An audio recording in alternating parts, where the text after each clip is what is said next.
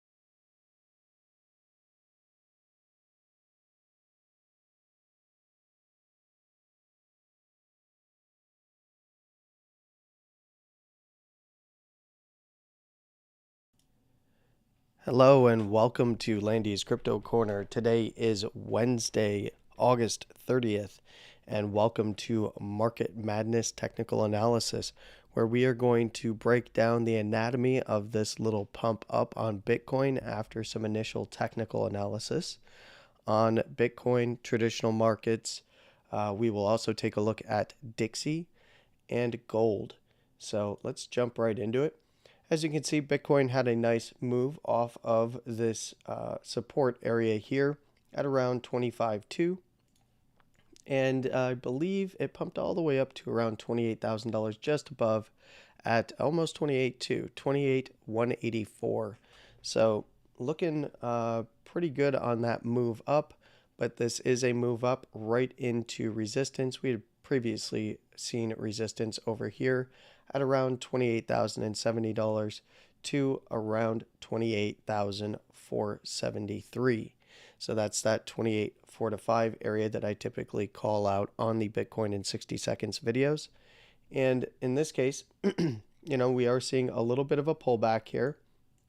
And in yesterday's Bitcoin in 60 seconds video, I'd mentioned on any kind of a pullback, you want to see the basis band where the monthly support resistance area is at 27.2 down to this weekly at 26.750 to 26.8 hold up on any kind of a retest. And so far, it does look as though Bitcoin has pulled back into that general area. We'll see if it has any more downside in the cards here to go test the weekly here at 26.750. Now, I will say that if it does move down below this weekly support, it's still okay above this high right here at 26.430 or so. If it does reclaim that area, then I would be looking right back to the lows here at around 26K to the lower first at 25,800 or so. And if that does not hold up, I would begin to target the low side here at just under that 25.8 area on the wicks to the wicks at 25.5, 25.3, and then the wick low at 25.2 into this daily support area at around 25.1 to 24.8. That needs to hold up for the bulls. Otherwise, I do think it would be a pretty quick trip down to the lower second here in the mid $24,000 area to the weekly at 24.3.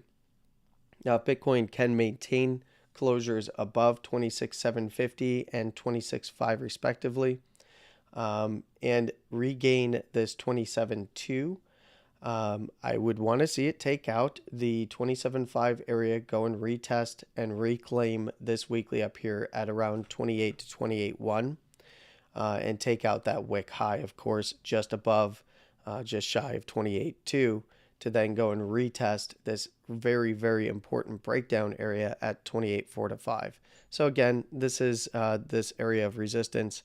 It was pretty strong resistance. There was two deviations above prior in the range that was built before the move up to 31.8. And then we had quite a big drawdown to the 24.750 area. And if that area is lost, then I do think it's going to be a pretty big move down if it is lost with any significance, especially on some longer term time frames. But I do believe that, we'd take it one level at a time, but 24.3 below there, we have 23.700 to 800.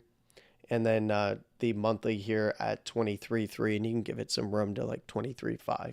So I would be aware of the downside risks, as in my book here, this is one consolidation. I know that there is many indicators that will point this high out here at 26.8 or so as being another lower high to a bit of a lower low and then a higher high structure, which typically indicates consolidation.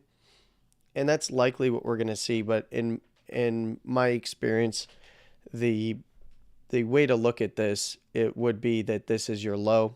This is a consolidation low to a potential lower high. If it does put in a high here, and then this is the high that needs to break the downtrend. Previously, that high was up here at just under 30,300. That weekly up here at 30,200. So this would be the lower high that I was talking about. Kind of structure that I'd want to see built. Get a lower high, come down, make a higher low, and then take out the most recent lower high. Get that nice structure change. And then we can start targeting up further once we see a reclaim of that 28.4 to 5. Then we can start targeting these lows over here at 29K. Probably some pit stops in between, but then eventually 29.4 to 5. And if that area is regained, I do think Bitcoin pretty quickly goes and tests this high up here around, just around 29,800 to that 30,200 to 300 area at that weekly overhead. So that's kind of my outlook for what I'm looking at regarding this particular move up. Now, what is the likelihood that this thing just turns around, lower high, lower low structure, and takes out the downside? Well, we can get a decent gauge on that by looking at momentum. In this case, we can use a Stoke. This is the KVDB Advanced Stoke from app.cronetrading.net. Again, I say this every time. I don't get paid by them. I don't make any money if you ever go and purchase any of their stuff. Big fan of their indicators. But in this case, you can also get a Stoke that has pivots that's free. This is the BA Reverse Stoke panel by Trader Hully. Now, the pivot here is going to be 26K. So if the daily lows were lost here on a close, then we're looking at that daily turning back down. And, for the moment, this will update later today, but for the moment, it's fine. It's, basically take out this last low here on a close, and that will turn momentum to the downside. Then we're looking right back to the actual wick low area into this very, very important daily support area. So just be aware of the lay of the land with this particular move up. And we will, of course, take a look at some early indications about 2 hours to an hour earlier than the move up. There was a bit of an indication that that things were going to at least test higher. So we'll take a look at that near the end of the stream here. Let's go ahead and take a look at what's closing today. We've got the 2-day closing with today's daily momentum looking pretty good. We'll turn up and get a complete cross to the upside on any closures above 26,135. We have a 3-day that's coming up here at the monthly close, I believe. Yeah. So the 3-day is going to close with the monthly, currently facing up with the K read, but not the D, and 25,862, so basically 25.9. That would confirm a cross to the upside. In addition, we would see a drive of bullish or hidden bullish divergence, in this case, fire off on the closures, on any closure above that number. So 25,862. And actually, no, I'm sorry. It wouldn't be above that number. It would actually be above this wick high here at 26.8. You're technically going to see it fire off above any of these closes down here, but I would caution taking that signal of bullish divergence, in this case a hidden bull div, on any closures that do fall below this wick here at 26.8. You'd probably want to wait, check on some lower term time frames to take that as a valid bullish divergence. So keep that in the back of your mind when you are evaluating the close on Thursday. When looking at the 4-day, this is going to be closing with our Friday candle. And I believe, so we've got the monthly close, we've got the 3-day candle closing, the Friday candle, we've got a 4-day closing. This, I suspect, will have, bullish divergence populating. It is not confirmed yet. Again, same criteria. Well, actually, it's a little bit different. No, it's not. It's 26,818. All right, so that actually works out pretty well. Back below there, again, same read on that hidden bull div. I'd be very cautious unless you see some opportunity on the lower term time frames. Again, not financial advice, but just in the way that I evaluate bullish divergences and high and low structures. In this case, the momentum pivot is still up there at 29,300. We've got the 5-day closing with Saturday's candle, and that is at 29,800. So pretty far away at the moment. And you can see that there is a bit of bullish divergence populating off this last low as well. So we have these hidden bull divs across these time frames all the way up to the weekly, I believe. Yes. So again, it's the same same outlook. Any kind of a reclaim on the lower term or daily time frame of that 26,800, just be checking the time frames below, the weekly, 5-day, 4-day, 3-day, so on and so forth, to confirm that there is still opportunity left for momentum, trend, and volatility. So in this case, it's a trend, support and resistance, and volatility will create that momentum. But momentum is a pretty clear read here at the weekly at 29,550. That 5-day is at 29.8. Again, the 4-day is at 29.3. So still quite a ways away from price action, but the 3-day looking pretty good for right now. 2 days looking pretty good for right now through close today. That, of course, the momentum pivots for the 2-day and daily will update later today. So they will be a little bit higher. And that's one of the reasons why I would caution, I would exercise caution on any reclaim of around that 26,430 area. So that's going to be my general take on this move up for Bitcoin. If we do start seeing it reclaim this 28K on a close, then we look to this wick high at 28,184 and this resistance overhead at that 28,400 to 500 area by the upper first standard deviation on the daily. Now, Bitcoin kind of oscillating around the basis, nothing too crazy. If it does close below it, you do really want to see it reclaimed within the next daily candle or so, especially coming into the monthly close. And let's actually look at that monthly close, or monthly that's coming up, I should say. And I would prefer to see it close above 27,221. So this close open structure. Otherwise, closes below there. Keep these wicks in play all the way down to the next monthly here at 23.3. So that is something that I've been talking about quite a bit in the Bitcoin in 60 seconds videos, and that I've been talking to you guys about here on the live streams. So keep that in mind, that we also see the momentum pivot. Excuse me, I'm still getting over this this cold.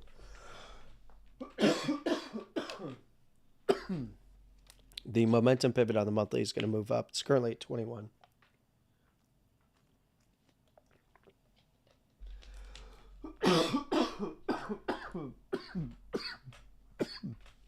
Wonderful. Perfect time. But let's see. So monthly pivot still at 21K.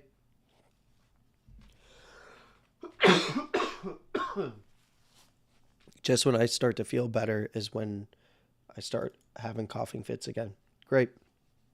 All right. So with that being said, we'll come back and we'll revisit the actual signal that fired off for me saying caution if you're short. Yeah, Bobby, I don't sound good. I mean, I sound better than I did the other day, but still trying to kick this cold. All right. I'll get back to the reason why I was not in a short position, and in fact, I was looking to go long just prior to this move up, actually. And I will point that out in a little bit here. Let's go ahead and take a look at traditional markets real quick, though, because there's a lot of speculation that this move up on traditional markets is a false, liquidity grab, and then round it back down, take out that most recent low. Valid opinion to have. But what are we really going to be looking for in terms of validation or invalidation?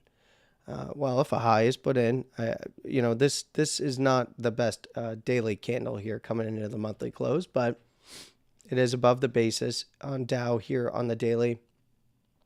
If it did put in a high, you'd actually want to see it come back down a gap fill around 34,350 or so. Now, it could even run this low again at the lower second.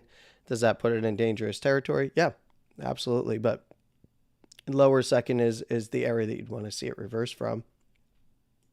And to the upside, I had mentioned this a few times on, I believe it was NASDAQ and SPY, if I'm not mistaken. And this is where the upper first is kind of right in a pretty interesting area. You can also see where the upper second is. Upper first is right in a little bit of a gap fill here on Dow. So what you don't want to see, seeing as we've already seen this wick low over here tested into these lows up here around that 35,000, which is the area that we talked about looking for a potential run up to in Monday's live stream. The next area, if it does close above the basis, regardless of how ugly this candle looks, is still going to be the upper first here around 35,225. Now, this candle is not inspiring confidence. I'll give you that.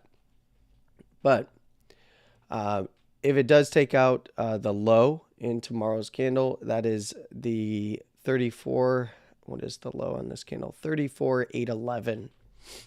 If it does take out the low, I would expect it to trade back down. I would expect it to trade back down somewhere around 34,560 or so, right around the breakout structure here. And any kind of a close below 34,694 is what it looks like there on the wick high, I believe, would indicate that it would want to come down and test this lower first, thus setting a pretty decent high side structure. Breaking below this wick low, closing below it certainly would put in a technical high. Back below this open would put in the high for me, looking for a move back to the lower first and lower down to a gap fill. But closures above the basis, then I am looking for lower first if it does break down, and upper first if it remains above. And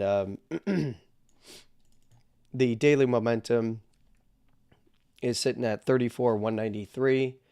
I would almost, to be quite honest, what I would want to see on Dow is a move back down, get some bullish divergence, and then a move up. If I was going to remain bullish on the move longer term. And when looking at the 2-day, Dow has not turned it yet, so it is still pressure down, and that move would make sense. So in this case, 35,066 is the pivot. Did touch that pivot today. Wouldn't look too bad.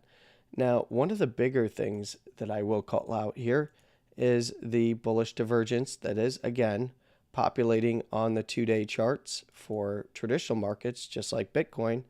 And in this case, this would set a low at the end of today above the basis band if it can close above 34,838. So it's got a little work to do to push above there. It's not a death sentence if it doesn't close above there, but what I will say is, again, closures by the end of today, this 2-day candle above 34,694, looking good. Seeing that low set, you will see the bullish divergence fire off, and that would give the main target areas of the low up here, which has already been tested. So that would be your first target area. Technically from that wick low to 35,000 to the close at 35,065. And then the second target is the upper first on the 2-day. And that's a little bit above that daily that I was talking about at the upper first. In this case, it's at 35,332.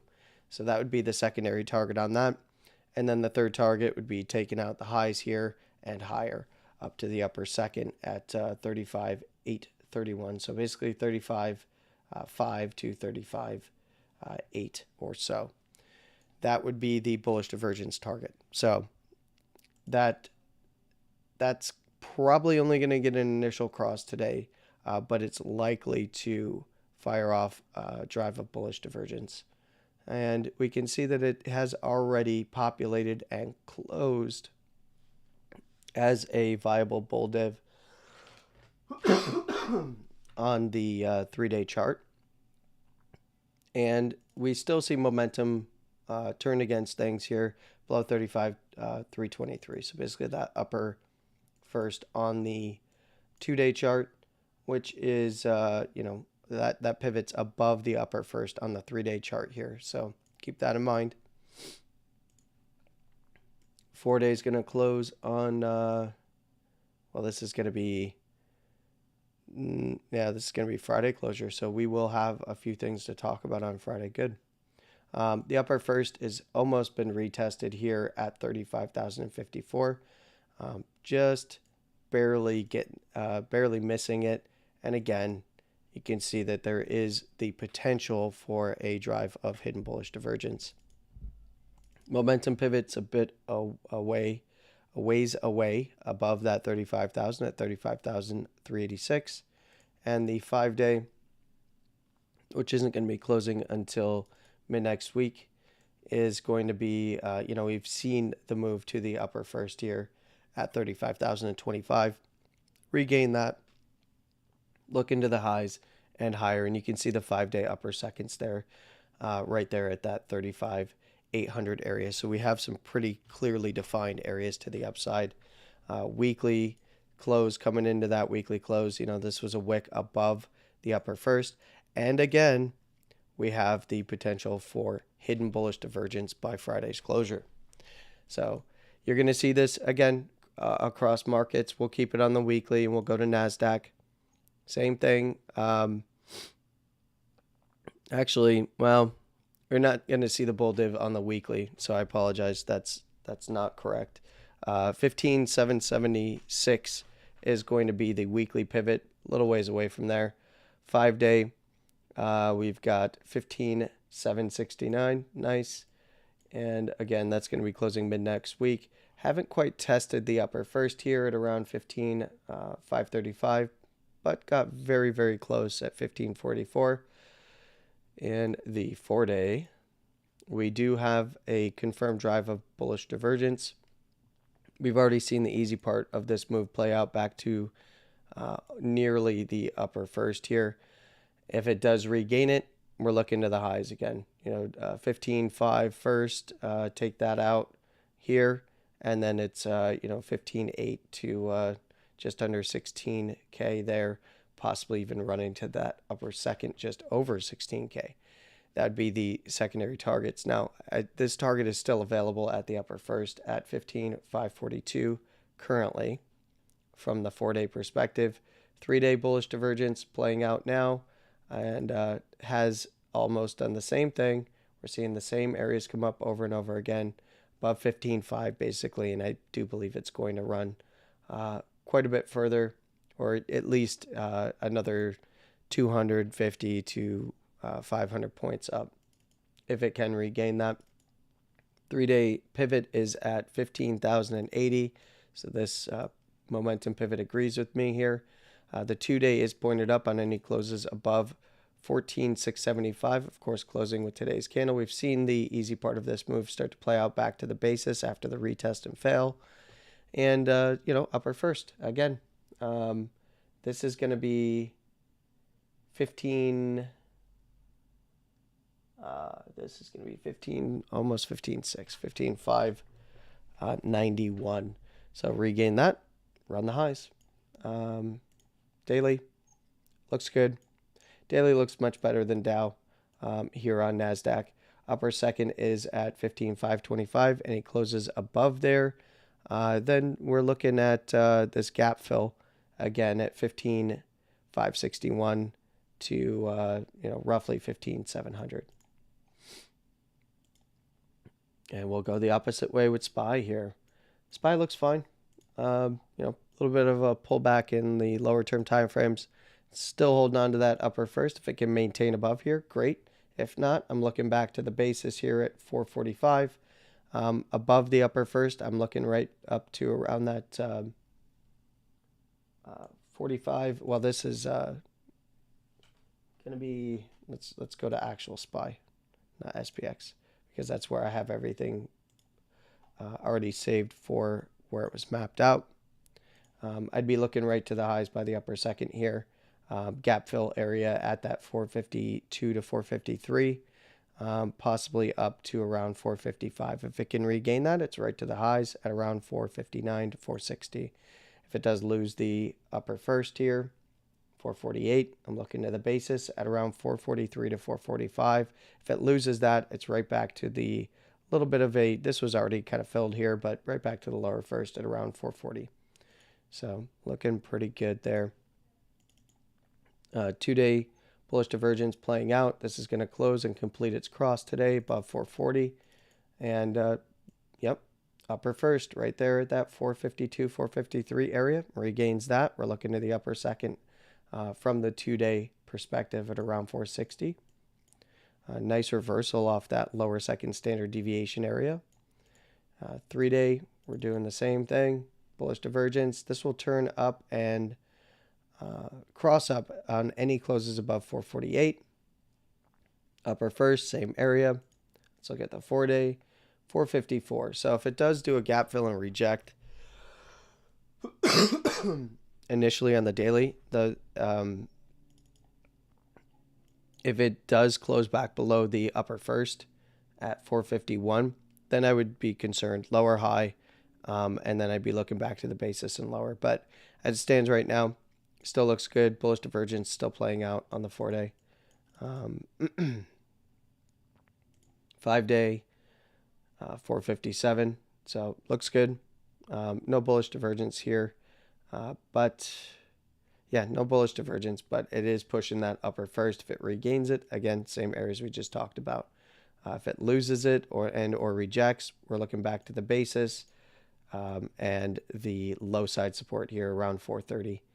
And if that was to fall apart, that's where we look down to the lower first area, but take these supports into consideration at around 420 to that lower first at 418. Now the weekly does not have bullish divergence here either. 456 will turn the momentum pivot back to the upside. Closing the weekly above the upper first is going to indicate that this is going to test up to around 453 at that resistance to the upper second, which is above that 460 area at around 462. So keep all of that in mind when evaluating this weekly close. Now, of course, the monthlies on these we'll just quickly go over. Not as inspiring. This is a bit of a bearish setup, but if it does trade next month up to the upper second, still running near that all-time high. I'm not as concerned about this until I see a monthly close back below 442, or the wick low in this case would actually be the concerning close on the monthly, and that would be 433. That's when you got to be mindful that this is a macro lower high on the monthly, likely looking much lower. It's not the prettiest thing, but I would be looking for it to pull back and at least at some point come down to the lower first. We'd have to evaluate from there, but above 401 on the monthly right now looks pretty good. That's going to move up probably to 410, 420 actually in the next close here tomorrow. When looking at NASDAQ, again, same look as SPY. This would be this is not the preferred close that bulls want to see. But it can still push up to the upper second around the all-time highs, might even swing them. This would be a pretty bearish setup, especially if we saw closures back below 14,557. Then we're looking right back to retest this major low down here at the basis, which it would be quite a sell-off of little under 2,000 points there, but a little over 2,000 points for our prices trading. In this case, down to around 13,138. I would, I'd caution against just blindly taking any shorts based on the candle, though. 13,000 is going to be the momentum pivot. And then Dow, I think, is the one that looks, a little bit more bearish, but again, yeah, let me look at this. So it is trading below the upper first here at 34,858. That's where the upper first is, trading at 34,851. I'd prefer to see Dow close above that upper first, because if it doesn't, and it loses the wick low at 34,029, and especially this wick low at 33,700, it's going to be a basis test at 33,292, 33,300 to the lows here at just under 33,000, and possibly even this low structure at 32,660. And if it was to drop this lower second, well, it's going to be a run right back here to the bottom side lower second standard deviation, and that would be pretty nasty. So we'll just evaluate that on Friday after the monthly close, but I did want to give you a little bit of a preview heading into Friday's monthly close. It's a close. All right, let's look at Dixie. Now, Dixie on the monthly is going to be pretty interesting here. It does have the potential for a reversal setup if it can get above and close above 104, specifically taking out anything that takes out this wick high of this monthly candle at 104.44. I'd be looking at this running up to the 105 area to that high there at 105.93, 106, and possibly even going for this upper first standard deviation here, and that is at 107, the 107 to 108 area. Now, we'll cross that bridge when we come to it, if it comes to that. Momentum pivot is 106.02, so this fits. If the monthly, gets a bit of a reset here and moves down into that 105 region around these wick highs, and it does settle low on the monthly, then we're looking at a monthly shift. Now, I would caution everybody on getting too excited about Dixie pumping to the moon, because the quarterly is still at 110, and the quarterly is about ready to complete its cross to the downside, and that is going to be closing at the end of next month. So yeah, that's going to be an interesting dynamic to look for. And when looking at the daily on Dixie, it finally put in a high. It pulled back to all the areas that we talked about, and it even dropped down to 102.93. So it did drop this wick low area at 103. And I would be looking for this, if it does lose the basis on a close, to head down somewhere around this high here at 102.58, just around that lower first at 102.54. If it loses that, it's right back to the base of support at 102. And the lower second on the daily is coming in there, so I would be looking at least for a bounce from there. And if it does maintain closures above the basis here, regains today's wick high at 103.69, nice, by the upper first, then I'd be looking for it to run back to the highs here, somewhere around the highs at 104 to 104.5. The 2-day is also crossed down, 104.25. What's the daily at? I didn't actually check that. 104. So currently looking like it's going to keep heading down a bit. And you're not going to see a bunch of bearish divergence on this move just yet on the daily, but you do see it on the 2-day. And there technically is bearish divergence on the daily, but you more see it on the 2-day. And, we'd be looking, basically back to the lows here around 102 from that daily area. And that would be your basis on the 2-day. It has lost, on the open, it lost the upper second. So if it does close like this by Friday, then I would be looking, again, to that 102.5 to 102 area. and then come back to it if it didn't nuke through it or something. 3 days probably looking the same. Getting ready to turn on any closes below 103. Currently trading above there, and this of course populating bearish divergence. 4 days going to be populating bearish divergence, and I believe even the 5-day. I mean, yeah, the 5-day would populate bearish divergence on the high. It's just not in yet, and the weekly, of course, would also populate bearish divergence. So, we'll just have to see how the weekly closes. If it does close below this wick low here on the last weekly candle at around 103.20. I'm sorry, that's 103. 103.20 is the price. 103. If it does close below there, then we're targeting that 102.5 at the basis, down to the daily support, or down to that major support, I should say, at 102, and then we take the lower first from there, significantly lower at 101.5. I do suspect that's going to slightly move up as we are seeing Dixie trade above the basis here. When we're looking at gold, well, gold is very interesting. It's hit our target at the highs here of 10 at 1950, and that was the main area that we were looking for, around 1950 by the weekly basis band. And nice move off the lower second on the weekly here. If it can close above, which it's looking at least right now likely that it'll close above that lower first, we will see, of course, bullish divergence populate. It is above the moving average. Weekly's looking to turn up on any closes above 1921. Looks good to at least test that basis band again. If it can reclaim it, then we're looking at 1961 to the highs up here by the upper first at 1980.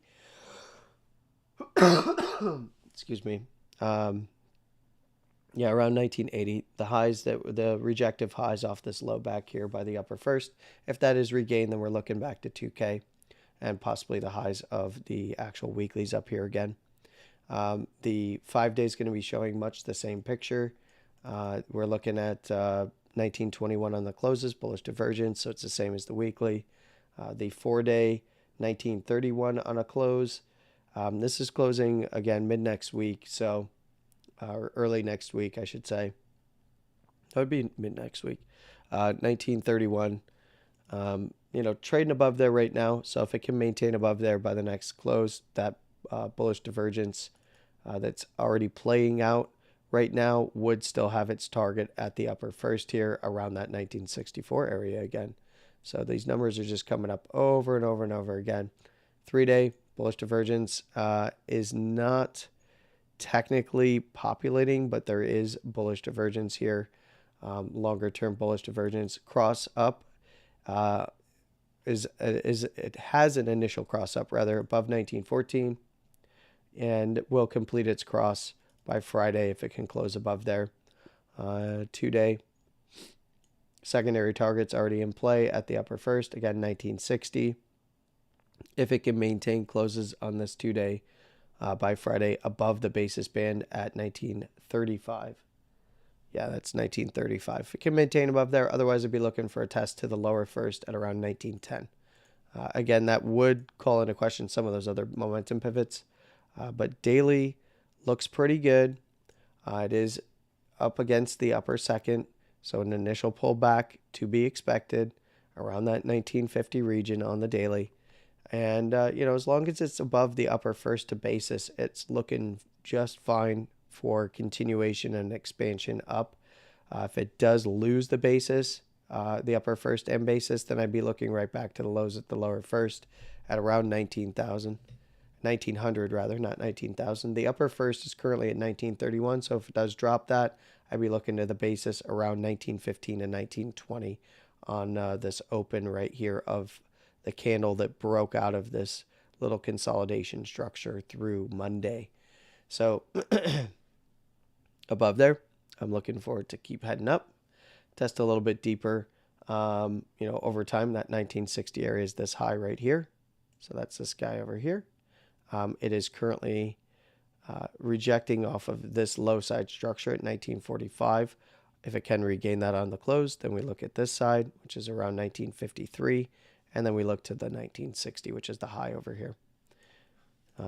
Looks just fine so far. 1910 is the momentum pivot on the daily. It could use a pullback.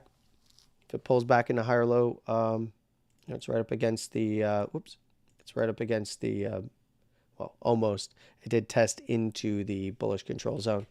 But a pullback from the daily looking just fine. And then see if we get some of those other closures on gold that would confirm a bit of a momentum shift and kind of pressure up. So that's going to be it for today's daily analysis. Now let's get into the anatomy of the pump. All right, so I saw so many people across the board that were very, very, very, very surprised by this move up on Bitcoin. I was not, and I'll tell you why. I have mentioned this over and over again on the Bitcoin in 60 seconds video, but I do think that it bears repeating. When I'm talking about dropping certain areas or regaining areas, I am talking about on a close. So we didn't see any closes below this weekly at 26K. And when we don't see closes like below those important areas, then, it's pretty logical that things will test up a little bit further, even if it's within the range. And I'd mentioned on the day before the pumpy candle here that we could see another test if we did see this area dropped, another test down into the lower first. So this was my zone, 26K to 25.8 or so at the lower first. If that area holds up, I'm looking to the areas that I talked about, 26.5, 26.750, 26.8, the monthly 27.2 to 27.5. If it regains that, then I was looking for a move to 28K. This was not entirely unexpected. It met the criteria, and I'll show you that on the lower term time frames, no one could have told you it was going to pump that hard right out of the gate there, but right off the bat, right out of the gate. But on this particular move right here, you see the bit of an M pattern comes down to the lower first. After testing, we had a little bit of expansion up, upper second and third, moves down, reverses off the lower second and third, retests the upper second area, doesn't get past, holds the lower first, retests again, comes right back down to the lower second. Now you'd be thinking, well, this was a rejection. And that's also what I was thinking. But after this this doji candle right here, this guy right here, which we can mark with a vertical, and we'll mark it with a horizontal as well. And I want you to note that it's at 26.28. The low of this move reverses off the lower second, and it's set on the very next candle after this guy here. So it was set at 5 in the morning local my time, and it was just above this guy here at $26,028. The close came in at $26,030, and it actually closed flat. There was no wick or shadow, and that sets this as a low. Now, when you look at where momentum was on this candle back here, once this candle set its low, what happened? Well, we had a momentum shift. We had an initial cross up on this candle, and then we had one more doji. But on the next doji, you'll see that this was a completed momentum shift on the Stochh. We also can see that if you're using a 12 simple moving average on the RSI, in those the very next closure, it crossed up over and held. So no one could have told you it was going to pump that far that fast, but it was giving caution to the short side of the trade.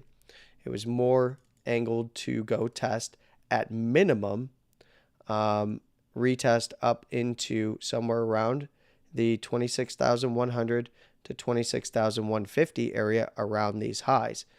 And that's where you would have wanted to see if there was a short opportunity. There was no short opportunity down here, just putting in this low. And this, mind you, was this candle confirmed the low at 5 a.m. my time, and then the next candle up happened half an hour after the market opened in New York, which was at 7 o'clock. So 6:30 was market open, and then everything took off.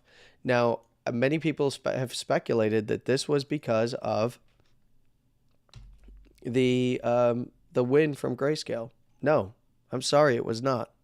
This was because of jolts, and what you can see here is at the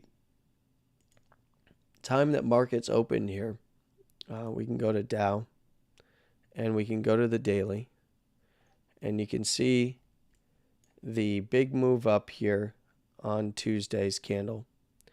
Now we can mark Tuesday's candle for the actual open here.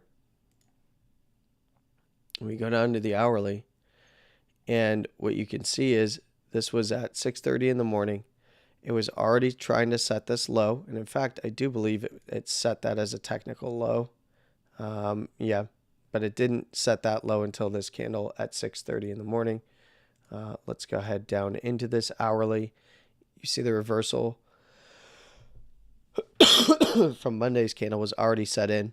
So this was a continuation after going sideways right at the upper first here.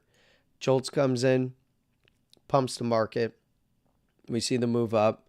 We see at 6:45 testing the highs to try and break out of here. At 7, it does complete that breakout. Retest, moves on. NASDAQ did much of the same. This was Monday into Tuesday, 6:30. At open, it was right at the high. It actually took out the high and just started marching right at 6:30, about a half an hour before Bitcoin started moving. SPY, we have, so this was Tuesday at 6:30. It had already taken out the highs and was already moving. So this was all in response to jolts missing the mark by quite a bit. So, the idea that Dixie would dump, by the way, when did Dixie dump? Let's go ahead and take a look at when Dixie started to dump. This is Wednesday. This is Tuesday at 6:45. Right here, 6:30, puts in this high, this 3-candle high. 6:45, it starts to fall apart down to the basis, and then 7 o'clock, boom, down. So this was not Bitcoin's response. What I'm trying to say was not a response to the SEC news. It exacerbated the move up, yes. But most people didn't even know that Grayscale won that case until Bitcoin was already trading at like 27,200. So the notion that this was purely driven by Grayscale and this news and retail is just flooding into the market. No, I'm sorry. That's a myth. And it's a myth perpetuated by people in the crypto space because they're only paying attention to the crypto space. And quite honestly, it was pretty obvious here at 6:30. We have what? At 6:30, this is right here, 6:30, we have a high, or we have a higher high. We have the red candle, and then we have a bit of a breakout of structure, and we have expansion on the Bollinger Bands here on the 15-minute, which, by the way, was cooking, but it was looking to turn on this last turn on the 15-minute. But if you weren't looking at the hourly and seeing that a low was being set, you would have been fooled by this 15-minute candle.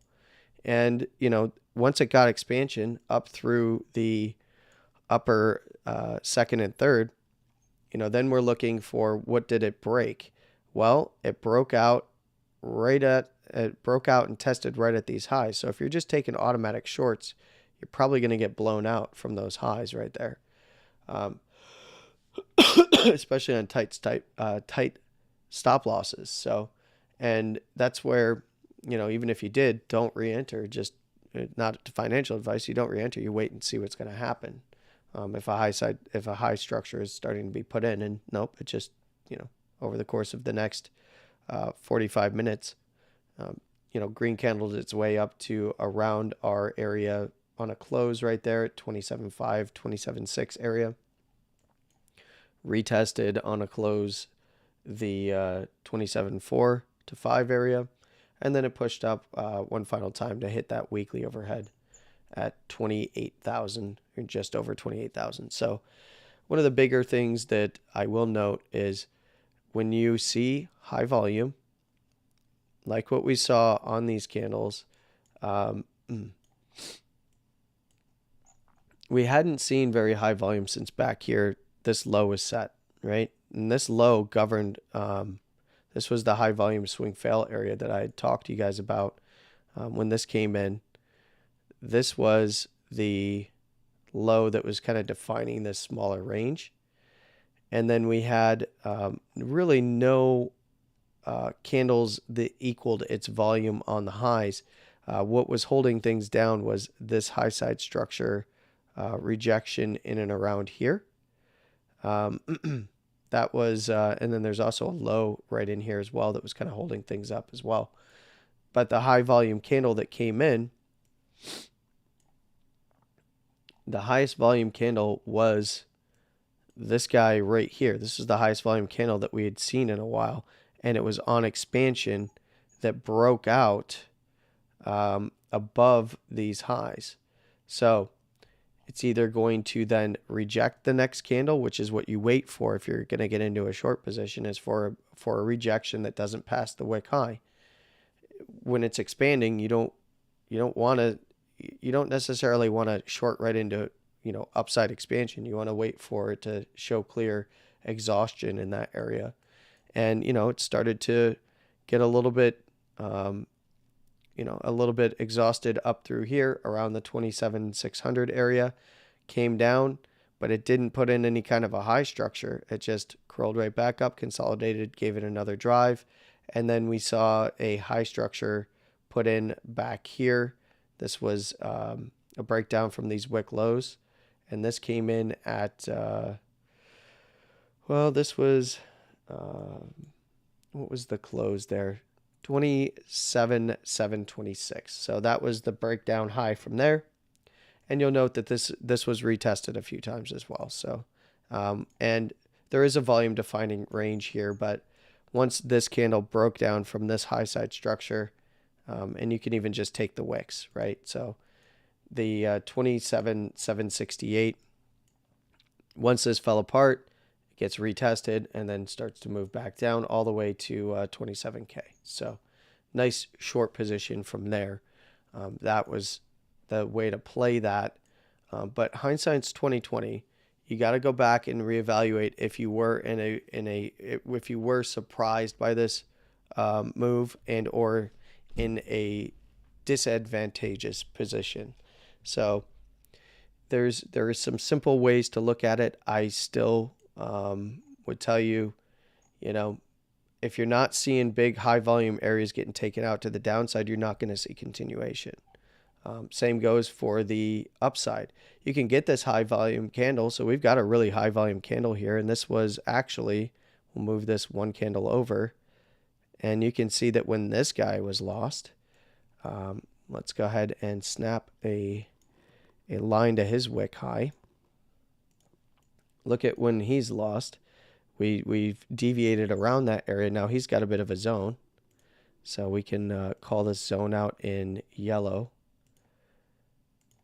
And you can see that there's a bit of a zone here. So if this area is lost, then probably looking further down, because these are high volume candles all the way up to the highs here.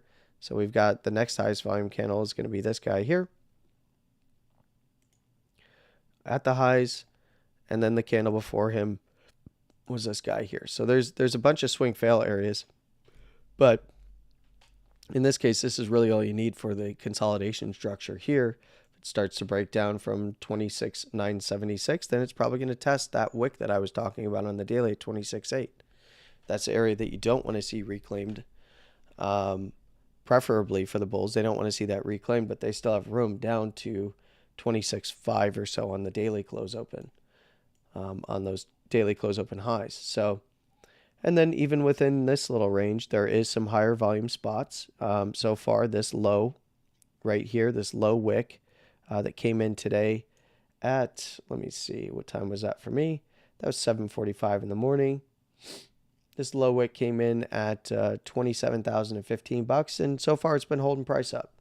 If we see that lost, then it's probably going to be down to 27K again, or just under 27K at this close open right here. And if that area is lost, then we're looking for a drawdown to 26.8, 26.5, 26.2, 26K, so on and so forth. One step at a time, and then come back to it later.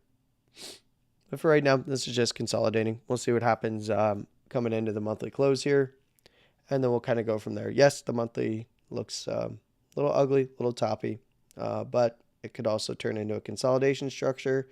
And if people really are excited in the market about the ETF, instead of fading it before the ETF and start buying up before all these ETF decisions, which I believe are coming this week as well. So that might be something that we'll have to talk about on Friday.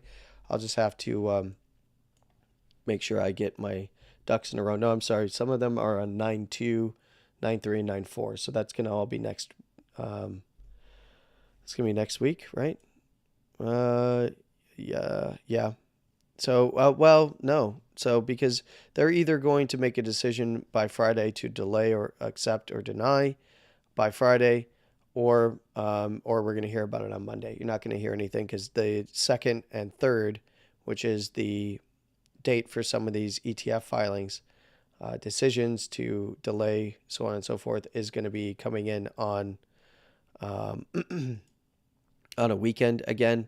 So, we'll see. I believe Grayscale, they're going to have to make a decision on as well. So we'll see what happens with that. We'll probably hear something on Friday. If not Friday, we'll hear it on Monday, and go from there.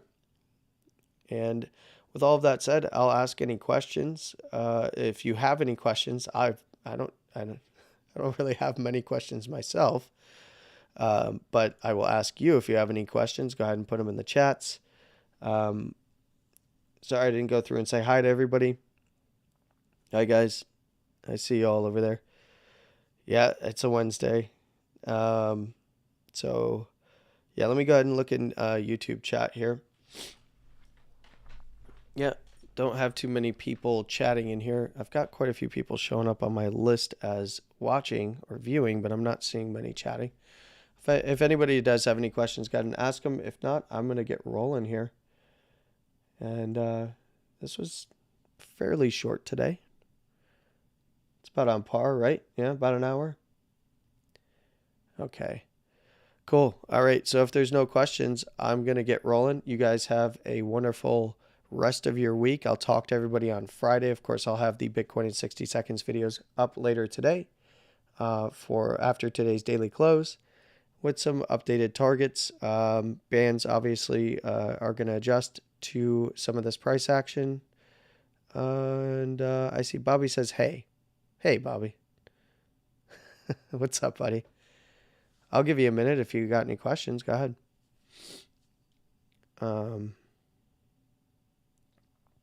Oh, Bobby says, I'm 1 subscriber away from 500. Oh, wow. Yeah, I guess I am. Cool. That's a milestone. And, yeah, small milestone, but one step at a time. And for those of you guys that are not in the YouTube chat, yeah, he's saying, yeah, one away from 500. Cool. That's awesome. What, is everybody on the same page here? Like, Bobby said it as well. And then these guys, oh, okay. So you are logged, one of you's logged into the YouTube chat. I see. All right, cool. Well, yeah, I 500's a big number in the big milestone in the step to 1,000. It's halfway there. So, all right, guys. Well, thank you, Bobby, for letting me know. And for everybody that's in the other chat, I want to thank you guys for hanging out. I see you guys didn't have many questions. We talked earlier today anyway. So, and for you guys in YouTube, thanks for hanging out. Everybody have a wonderful morning, afternoon, and evening, no matter where you are in the world. Please trade safe. And of course, as always, stay safe. With all of that being said, Landy out.